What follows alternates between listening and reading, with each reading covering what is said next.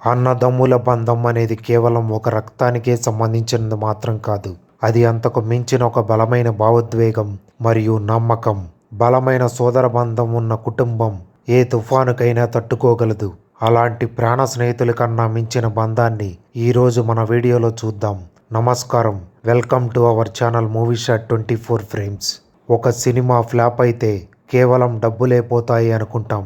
కానీ ఒకే ఒక్క సినిమా ఒక స్టార్ ప్రొడ్యూసర్ని ఆత్మహత్య చేసుకునే స్థాయి వరకు తీసుకెళ్ళిందంటే మీరు నమ్మగలరా?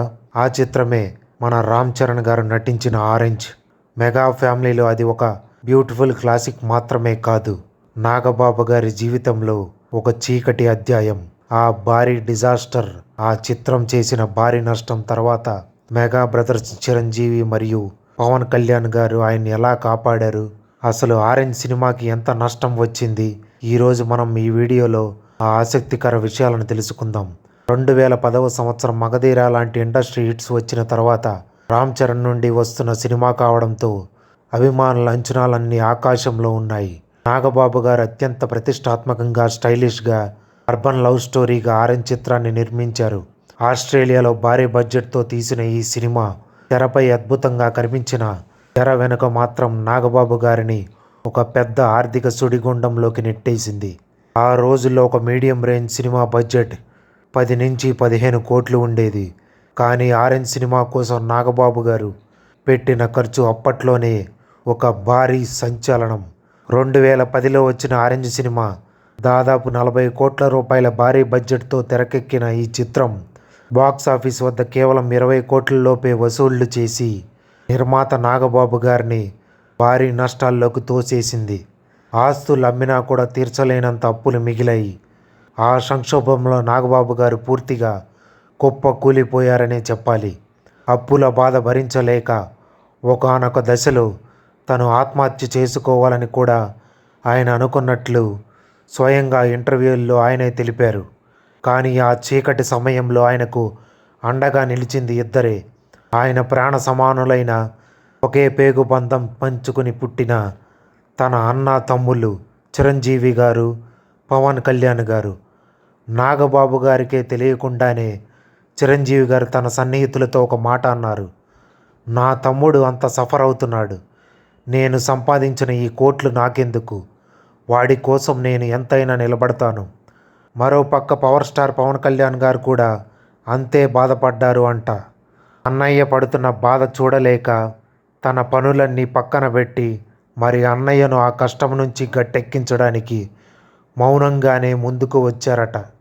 విశేషం ఏమిటంటే మెగాస్టార్ చిరంజీవి గారు, పవర్ స్టార్ పవన్ కళ్యాణ్ గారు ఒకరికొకరు చెప్పుకోకుండానే ఇద్దరు నాగబాబు గారి కోసం సర్వస్వం ఇవ్వడానికి సిద్ధపడ్డారట. అందుకే నాగబాబు గారు అన్ని ఇంటర్వ్యూస్లో చెప్తూ ఉంటారు, భగవంతుడు నాకు ఇంత మంచి అన్నదమ్ముల్ని ఇచ్చాడు అని.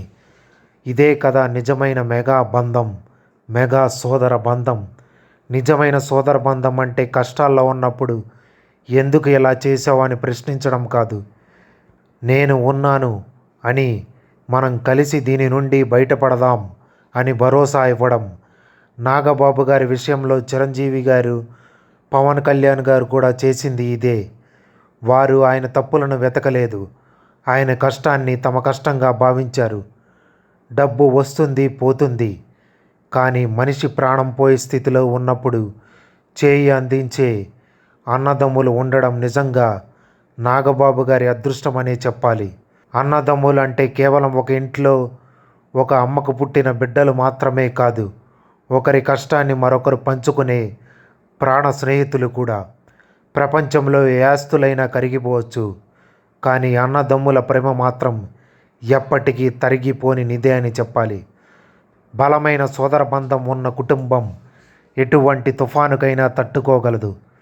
మెగాస్టార్ చిరంజీవి గారు, నాగబాబు గారు, పవర్ స్టార్ పవన్ కళ్యాణ్ గారుల మధ్య ఉన్న బంధం, ఈ అనుబంధం ప్రతి కుటుంబానికి ఒక స్ఫూర్తి అని చెప్పాలి. మరి ఈ ముగ్గురు అన్నదమ్ముల మధ్య బాండింగ్పై మీ అభిప్రాయాన్ని కింద కామెంట్స్ రూపంలో తెలియచేయండి.